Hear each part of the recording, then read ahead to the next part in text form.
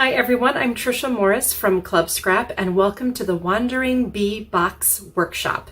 We're going to be using book boards and some papers from Club Scrap to make this adorable drop spine box. Let's get started. To make this box, we do have a craft along kit available for a limited time that includes a Let It Be page kit from Club Scrap, all the boards required for the box, as well as the materials needed for a bonus project. It's a mini book that actually fits right inside this box. But for now, let's just focus on making the box itself. And for that, we'll just need a few basic supplies. We're going to be starting out with some papers that I'll grab from the craft along kit, and you can substitute with papers from home as well. For starters, let's trim the paper into the sizes that we need to actually wrap the box. And from my craft along kit, I'm using 2 sheets of that dark brown paper. So if you're substituting at home, grab 2 darker colored sheets of paper. Then I'm also using a print that I've selected for the outside cover of the box, and the print that I plan to use to line the inside of the box and outside perimeter of the box as well. So with these 4 sheets of paper, I've got my Fiskars trimmer handy here. And the first thing we'll need to do before we trim this brown sheet of paper is to determine the grain direction of the paper. And to find the grain direction, just hold the paper by an edge and just wiggle it a little bit. If it's really wiggly and flexible, then you know that the grain of the paper is running in this direction. If I rotate it and try to wiggle it this way, it's very stiff. This way, it's very flexible. So I want you to place the paper into the trimmer with the flexible direction going from top to bottom. And I'll slide it underneath my guide here and find 9 inches. Make sure you stabilize on that clear bar. Make sure your paper is nice and level and square with the guide at the top. And slice. Now rotate this piece and find 10 3/4. So find 10 and go to the left 3 vertical columns to 10 3/4. And now I have the piece needed for the outside cover of my box. I do have my accordion pocket file organizer handy here, and the 2 extra pieces, I'm going to set those aside in the 4th pocket of my organizer because later on I could use these papers to embellish the book I can make inside the box later on. But this piece we're going to be using. Next, I'm going to take the other brown piece and I'm going to find the grain direction and make sure that, in this case, the dippy side or the flexible side of the paper is running from left to right, and put that in my trimmer and cut at 6 inches, and then rotate and cut at 6 3/4. This piece is going to be going on the inside of my book, so I'll set it aside. And these remaining 2 pieces aren't going to be used until we make the mini book, so we can just set those aside for later. The next piece I trim is going to be used to wrap the outside of the box, and I want the grain of the paper to dip easily top to bottom when I place this in my trimmer. Now don't worry, this is going to be super easy. Just cut at 6 inches. And you've got these 2 pieces we can set aside. This final print will be used on the outside cover of our box. So I'm going to place this right side up into my trimmer and cut at 10 3/4 and 4 3/4. And then I'll rotate and cut at 9. This will be the front outside wrap. And then this little rectangular piece you can just set aside for later. Now this long strip, I'm going to trim this horizontally at 11 3/4 and 6 3/4, and then rotate this piece and cut it at 5. This piece will be used to make our box, and this other larger rectangle will be used.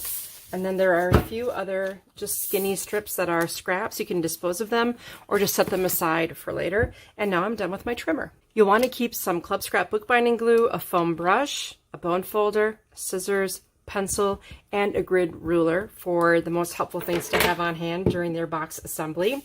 And the first thing we want to make is the box itself. So this portion of the piece, so the glued boards can cure while we're making the cover. And so you have some larger boards. Of the 3 larger ones, take the smallest. So they're 2 the same size, one a little bit smaller. And then we have these narrower pieces. One of them is super tall, set that one aside. And then you have 2 medium and 2 small. So the 2 medium-sized, those become what we call the long walls of our box. And then we have the short walls. With the bookbinding glue, I'm going to start out with a short wall, and I'm going to take some of this glue and just dispense it along the edge of this piece, and then tap away most of the glue actually with the tip of my foam brush. And then now if you just take this wall and set it on top of the base, and then just check to make sure you're aligned with the very, very top edge, that you're aligned left to right, and you're going to be forming a 90-degree angle with this piece. And the magic of this particular glue is that it dries very quickly if you don't over apply, and after just a few seconds the wall will stand on its own. Next, I'm going to put glue on one short edge and one long edge of the next long wall in the same way that I did before. And then tap off any excess with your foam brush. This time I will form a corner, the first corner of the box, by placing this right on top of the base and lining up the edges to form this corner here.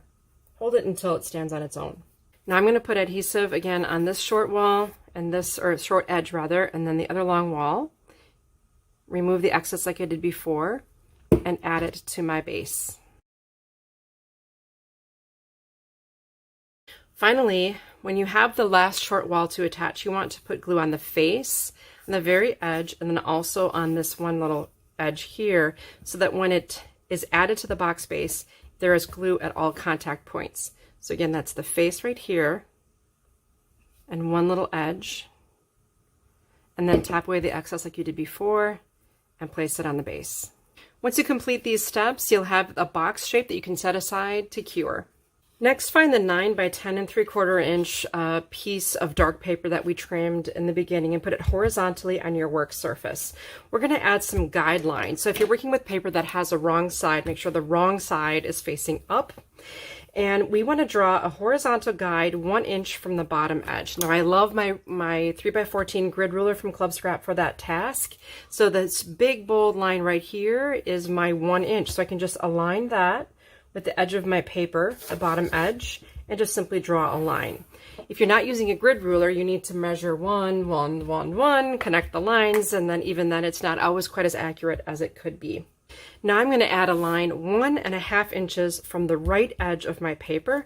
Once again, that line runs across the middle of my ruler, so I'll just align that 1.5 inch mark on my ruler with the edge of the paper, and then draw this vertical line. So now I have this sort of L shape going on here. I'm not sure if you can see that on this dark brown paper, but I have my guides ready to go. Of the 3 remaining book boards that we have left, there are 2 larger pieces. Take one of these pieces, place it vertically on your work surface, and I'm going to add a guide 1.5 inches from the left edge of this piece as well. This is going to give me a gluing area that matches the width of this piece, and you're going to see why in a minute how magical all of this is. So just take some bookbinding glue, not too much, dispense it onto the piece. You already have some glue in your brush, and I'm going to grab a little bit more and then just run the chisel tip of this brush along the glue guideline that I made. This is on the 1.5 inch area that we've marked off. And then just with using long strokes, don't paint the glue on, brush the glue on. That way you can work quickly enough. The board is thirsty, so if you end up spending a lot of time on this, the glue will just absorb into the board or air dry. And I'm going to take this piece, I can even replace my ruler right on that 1 inch guide again too, so I have something to rest this on. Here's the glued area, here's the marked area on my paper, that's 1.5 inches from the edge, and I'm going to place this piece right so that the edge of the board is lining up with that guideline. Now I'm just going to take a second, flip this over, and do you see how this piece just perfectly lined up with the guide, and now it's glued into place. Flip it back over and take the smaller piece that remains of your book boards. This is the spine of your box that we call the drop spine box. I'll add adhesive to the whole entire thing and then distribute it the same way. Notice I'm keeping the board off of my work surface, and I'm working in long strokes to distribute the glue onto the piece relatively quickly. I always set my glue brush down in the same spot, Now I put my ruler back so I can keep my pieces aligned nicely. And I want to place this to the left of the existing board and a good solid 1/4 inch away. I need a gutter in between the two pieces. That's a 1/4 inch. And on this ruler, that's 2 cubes is a 1/4 inch. If you do it any less, when you close the box, the paper will rip. That is not a desired result. Okay, next, I have this large board, so I'm going to go ahead and put adhesive on this.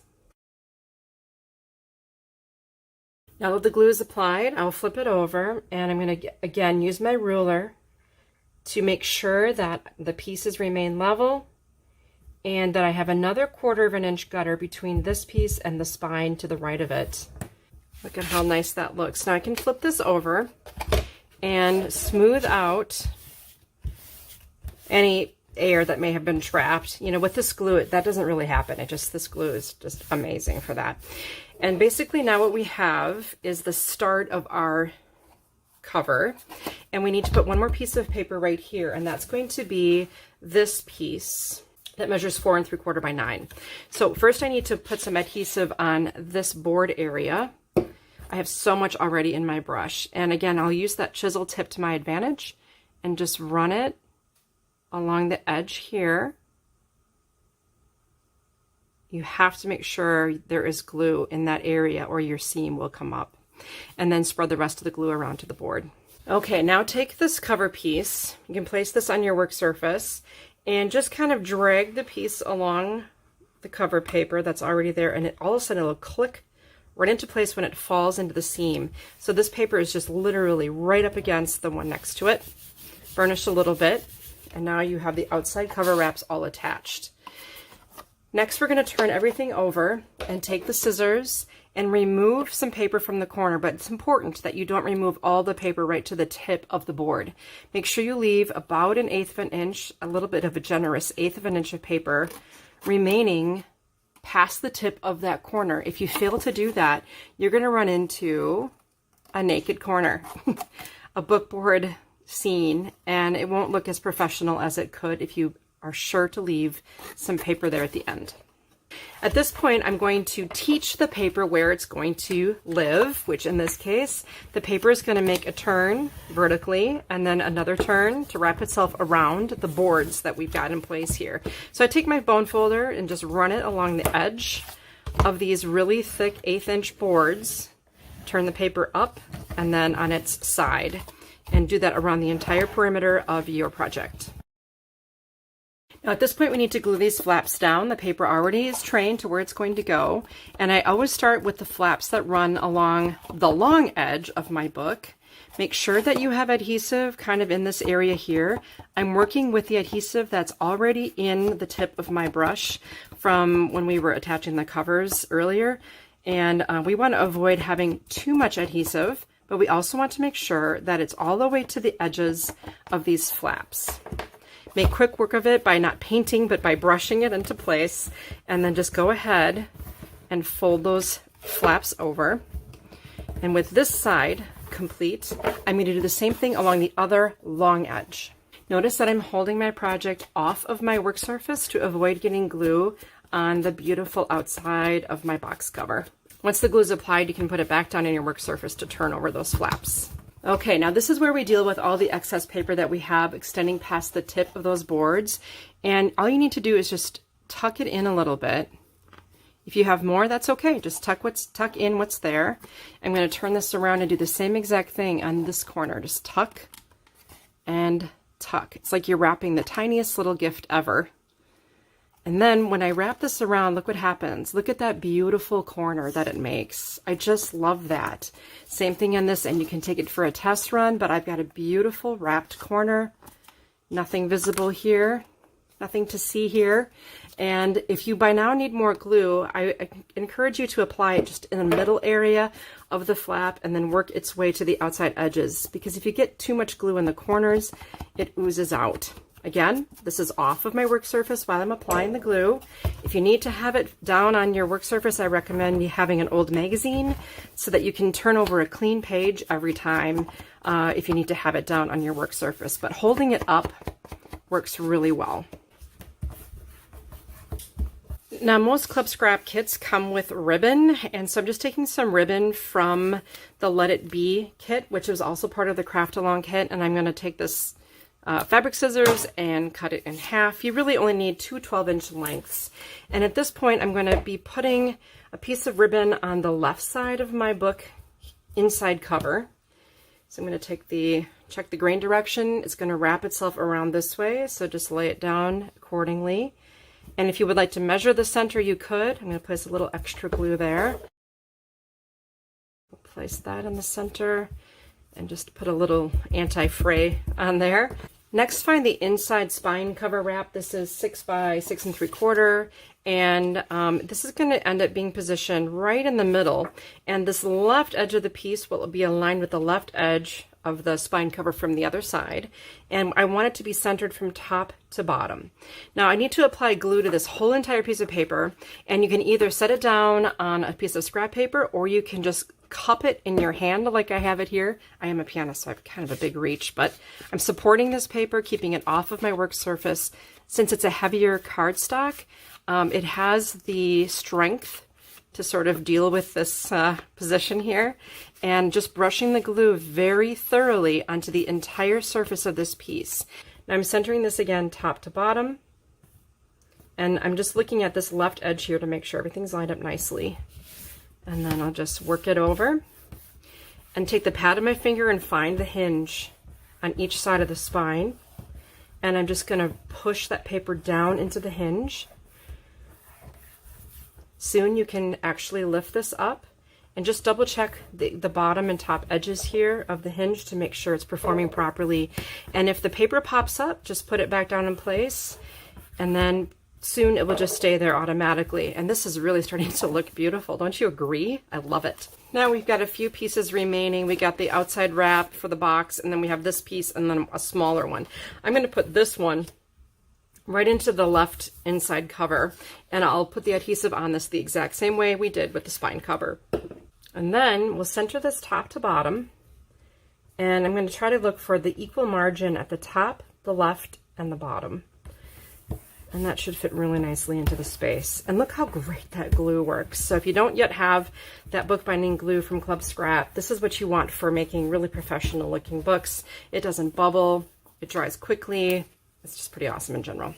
Okay, now I'm going to set that aside, and I'm going to take the box that we glued earlier and wrap it with the two pieces of paper that we have that are 6 by 12. So basically there is a little bit of a text noise on this, and we just want to make sure that this is the top of the paper before I flip it over to the plain side. And I'm going to take my ruler and a pencil. I'm going to measure and mark a guideline just 1/4 of an inch up from the bottom edge of this paper. Now on this ruler, 1/4 of an inch is at the very first solid line running horizontally on this ruler. So I'm going to align that with the bottom edge of the paper and draw a line. And I'm going to do the same thing on the other 6 by 12 cover, 1/4 of an inch up from the edge. Now I'm going to rotate my ruler so it's vertical, and I'm going to draw a line 2 inches from the left edge. And so on my ruler, this is 1 inch, this is 2 inches. So align that with the edge of the paper and add a vertical line. So what this does is helps me find the place where I want to start wrapping this around the perimeter of my box. I'm going to take the box we made earlier and apply glue to one long edge. And I'm going to do it in the same way that we've always been doing with all of our other boards. Just make sure you're brushing it on and not painting it on. Notice I'm holding the box off of my work surface while I work. Keep that glue off of everything, except for where we want it to be. Now, position the box so the bottom is facing you. Here's the glued area. There's the corner. I'm going to line it up in this intersection of pencil lines here. If you want, you can flip everything over and just press it gently. You know, these walls just aren't very strong right now, but wrapping them in this cover weight paper is going to really help, okay? Now, this little flap, I want to wrap that around on this onto this short wall. So I'm going to take some of this glue and just add enough so that this 2-inch flap that we measured can wrap around and bond with that short wall of the box. If you want, you can start squaring off that corner that it's just making. Now I'm going to apply glue to this short wall, And when I wrap, but I'm aligning this bottom edge, that guideline, with the edge of the box. Very important that this little short side is at the bottom. Okay, now we're ready for our second piece. I have this glued area here, and I'm going to just add a little bit of adhesive to the paper itself. And here's my second piece. There's the guideline, so I'm going to just overlap just ever so slightly. I'm trying to hold this so you can see what I'm doing, but ideally we can place this on our work surface and just press it down, burnish as needed. This is already looking really good. Okay, so now I have this long wall, so I need to add adhesive to this as well. And we're just working our way around the outside perimeter of the box. Okay, so now if I just turn this back over, I can just do a little turn. And now I have the paper on the third wall. Square off those corners as you wish. And then I'm going to make one more turn so I can apply my adhesive. This hasn't really quite cured yet, so you might want to just give that a little more time than I'm giving it. We're applying the glue to the last area of exposed bookboard. Plus, it's just kind of easier if you apply it to the paper itself, so that it goes all the way to that edge where it overlaps. And then bring it back around. Nice. Square off your corners. We're going to deal with all this excess paper in a minute, so don't worry. I've got a plan. I got it all planned out for you, as usual. Okay, so now the next step is going to be to glue down these little excess flaps here so we can have a nice finished bottom edge. I'll start by taking a scissors and just removing a little triangle from each corner to make 4 flaps. Next, you can just crease the paper so that each flap knows where it's going to live, just like we did before when we were making our flaps on the outside cover. If you want to make a routine out of it, you can bend your flaps back and work with the long edges first. You probably have enough glue in your brush. Apply it to the long flaps. Again, keeping this off of my work surface, and just put those in place. This glue does not take much time to dry, which is really nice. And then apply the glue to the short flaps and put those in place. At this point, continue to square off the paper that extends past the edge of the top of the box. And once you get a nice crease formed, you can go in there with scissors and just cut down along that crease until you reach the top of the box. That's all there is to it. And now you've got 4 flaps. Okay, we're going to work with the short flaps first this time, and these are a little bit more complicated because they have seams, but it's not a problem. And I'm going to do something a little bit forceful with these flaps because we want to cover the top edge of this box. When I bring this flap down into the box, it's cover weight paper, so it's going to be a little stubborn. I'm just going to push it down in there, and I don't really care if there's some kind of a rip that goes on, like a tear that happens in the corner. That's exactly what I want. I want that paper to just sort of rip a little bit and make its way around this top edge of the box. Shove that down in there so that the paper is trained where it's going to live. Once you add adhesive to these flaps, then the paper will really soften and be really easy to work with. That's the advantage of working with this liquid adhesive. So again, you can see the tearing that occurred here. That's perfectly acceptable. I'm going to take this flap back out, and I think I'll start out with this smaller flap, and with the glue that's still left over in my brush, I'm going to attach this one first. So I'll add glue to the entire thing and put it right back to where I trained it to go. See how it's bunching up in the bottom here? That's okay. Just kind of work it down in there. It's all going to be covered in a minute. Make sure it's burnished. If you want to use your bone folder, you can. So just kind of working that paper down in there to the bottom of the box. Next, apply a little bit of the glue to this flap. Notice it's off my work surface. I'm supporting it with my hand from the back side while I apply the glue. And then I'll shove this back down in there. Burnish. with your fingertips and with your bone folder if you prefer. And then repeat on the other side. So once again, I'll start out with this larger flap because it was in the front, and then put the shorter one next to it. Just putting the paper down where I trained it to go.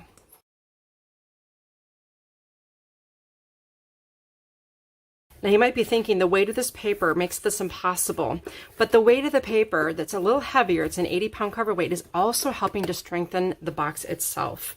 Now we have these two remaining flaps. These I want to just remove a little bit of paper so that we have a neater corner. And to do that, I'll just lay the box on its side. And I'm going to take my grid ruler and just take out a little piece of paper from each end. I'm going to line the edge of my ruler with the inside edge of the box wall and just trim away a small amount of paper so that this flap goes in much easier than the other.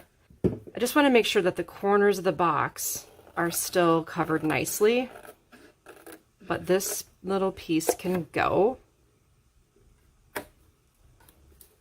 So then when I bring this around, it will fit right into there perfectly.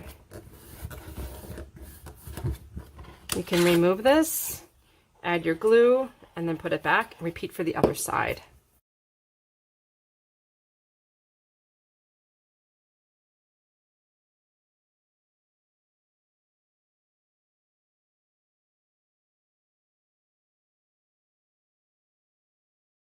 Wow, this box is really shaping up beautifully. You can see all of the edges, the sidewalls on each side are wrapped just with one 12 by 12 piece of paper cut in half. Now we do have this other remaining little piece here, and that's designed to fit perfectly down into the bottom of the box. So once again, keeping this off of my work surface, I'll fan the glue out to all the outer edges and add this to the inside of the box. Best way is to just start with it horizontal and get it positioned on the left, and then just sort of gradually place it down on the right and burnish. We are one step away from being done with this project. I'm going to take my finished box, put it over to the plain side, and then add some adhesive. And because there's an uneven surface here, you could be a little bit more generous with the adhesive to make sure you have time to do your repositioning. Make sure you get all the way to those outside edges so you don't have anything not adhering properly. Nice and even. Don't work too slowly. Always make sure you're brushing and not painting. There's the difference. Okay, so then this, you can decide which way you want the text to go, if you want it facing in. I'm going to align this. Do you see this hinge right here? This hinge area? I'm going to make sure this box goes to the right of the hinge. And then I'm checking for equal margins at the top, the bottom, and then the side here. So just move this around to where you can see it. You'll have a little bit of time to make adjustments. Do not put this box into that hinge. If you do, you won't be able to close the cover. So I'm just going to quick test to make sure. Oh, that fit is just perfect. Oh my goodness. There is my finished, beautiful box. Now, as always, I've designed the project instructions to translate to just any club scrap kit that you want to work with, and we also have the components, just the boards, if you want to work with a different collection. Let me show you how that happens. If you wanted to, for example, make a box out of Club Scrap's most recent release called Fairy Tale. This is from August of 2021. Then you could follow the same trimming instructions, the ribbon that's included in the kit, the prints were used in the same capacity to make the box, and also the accompanying book that fits right inside. So you can see what we did with Fairy Tale. Also, my colleague Karen worked with the beautiful Shoji collection to make this more Asian feel box, and it also contains the corresponding mini album inside. So no matter what the occasion, you can take any Club Scrap kit and transform it into one of these gorgeous boxes. Now, as you probably know, Club Scrap is a subscription club. We don't have a minimum time requirement. It's our job to earn your loyalty. We'd love to have you subscribe and give us a try. If you join now, you would receive the Fairy Tale kit from Club Scrap as your first collection. And your kit comes with a video workshop and everything you need to know how to turn that kit into pages or fun projects like this one. Now, if you've already purchased the Craft Along Kit, I will be sending you a video link to the instructions and information you need to create the mini U-Hinge book. This also will come with another video, and I'll walk you through the process of making this beautiful little book that will fit right inside your box. Thank you so much for joining me today.